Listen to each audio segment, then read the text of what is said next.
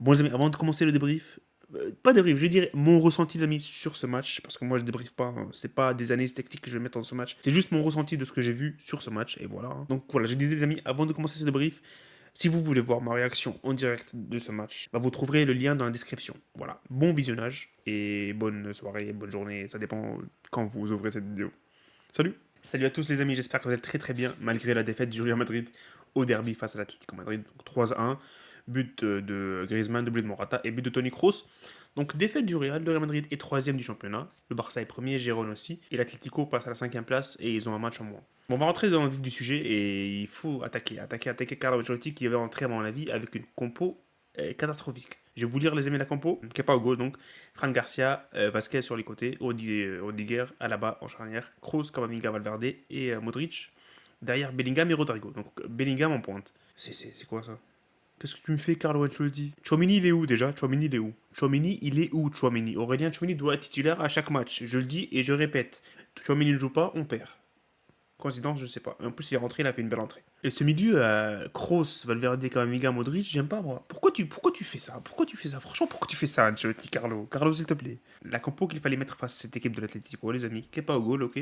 Vasquez, on n'a pas le choix, il faut le mettre. Garcia à gauche, ok. Charnière Rudiger là-bas, là on est d'accord. Le milieu, les amis. Valverde, Kroos, Chouamini. C'est bon. Stop, basta.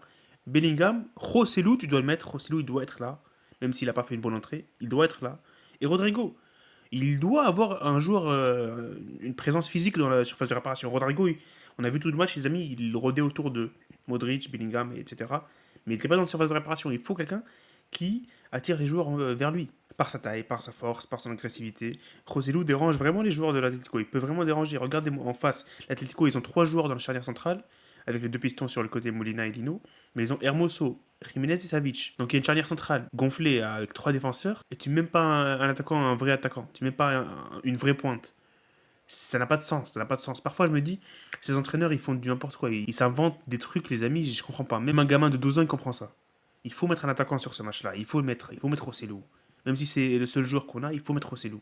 Et en plus, c'est parce que c'est Rosselló qu'il faut le mettre. C'est parce que c'est le seul joueur qu'on a. Et c'est le genre de joueur qui peut vraiment déranger une défense comme celle de l'Atlético sur ce match. Bref, personnellement, je trouve que c'est très très bête de ne pas avoir mis Rosselló ni Chouameni parce que Chouameni, il a enchaîné les bons matchs avant le match de l'Atlético. Il devait être titulaire. Mais on a vu quand il n'était pas là. Voilà, regardez les amis.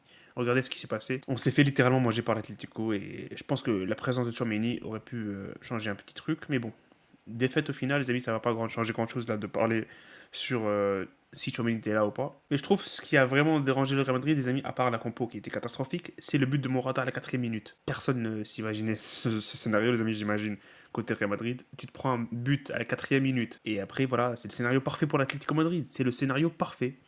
Il fallait qu'ils mettent leur but. Et voilà, on recule tous à 11 derrière. Et contre-attaque, contre-attaque, contre-attaque, contre-attaque. Et c'est exactement ce qui s'est passé, les amis. Ils ont mis leur deuxième but grâce à une contre-attaque. C'était Saúl Ñíguez pour Griezmann. Griezmann, la tête.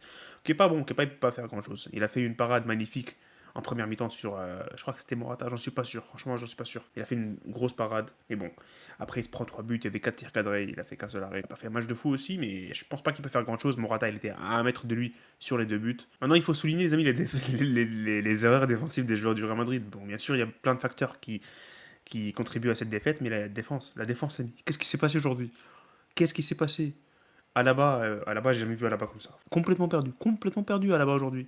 Sur le premier but, je sais pas ce qu'il fait. Franchement, je sais pas ce qu'il fait. Soit il y a une mauvaise communication entre lui et Fran Garcia, il est passé, et comme quoi Fran Garcia allait garder, comment ça s'appelle, Morata, mais ça, c'est pas logique, parce que Fran Garcia, il fait 1m20, et Morata est beaucoup plus grand que lui, ça n'a pas de sens. Donc, expliquez-moi ce que Alaba voulait faire sur le premier but. Il était avec Morata, il est parti vers le défenseur qui était censé être marqué par Rudiger, qui n'était pas en train de marquer, que Rudiger n'était pas donc en train de marquer, alors que la balle, ça se voit que la balle elle est en direction de Morata, elle n'est pas en direction du joueur que Rudiger est censé marquer. Je sais pas les amis si vous comprenez, mais c'est exactement ça. La balle ne se dirige même pas vers lui, tu peux lire la trajectoire. Bref les amis, but de l'Atletico, on peut rien faire maintenant. Bon, en termes de bons joueurs les amis, je sais pas qui, Kroos a fait un vrai match. Kroos a fait un vrai match les amis, il a mis un but magnifique. Il a fait un vrai bon match. C'est pour moi le seul, bon, avec Rodrigo, les deux seuls qui ont essayé aujourd'hui. C'est vrai que Rodrigo n'a pas été dangereux en termes d'occasions franches. Il s'est pas créé des occasions franches, mais c'était le seul qui essayait. C'était littéralement le seul. Des doubles contacts, il essaie de rentrer dans la surface de réparation. Mais il n'y a pas de solution en fait. Il n'y a pas de solution. L'Atlético Madrid a su tout simplement faire le match qu'il fallait. Voilà, ils ont réussi à faire le match qu'il fallait. Ils ont marqué le but très très tôt.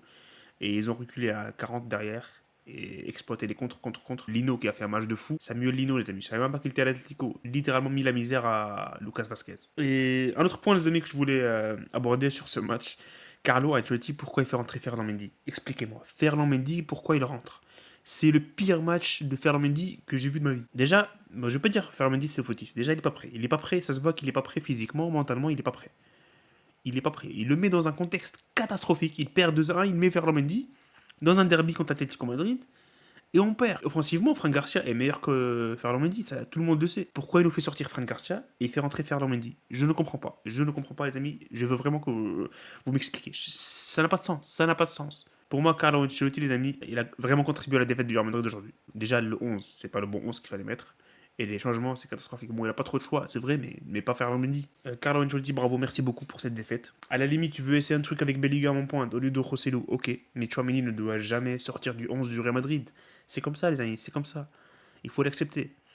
Aurélien Tchouaméni doit jouer à chaque match. Que défaite du Real Madrid, on peut rien faire. Voilà. Félicitations à l'Atlético, ils ont gagné, ils ont mérité largement. Et voilà, nous, on se concentre sur le prochain match.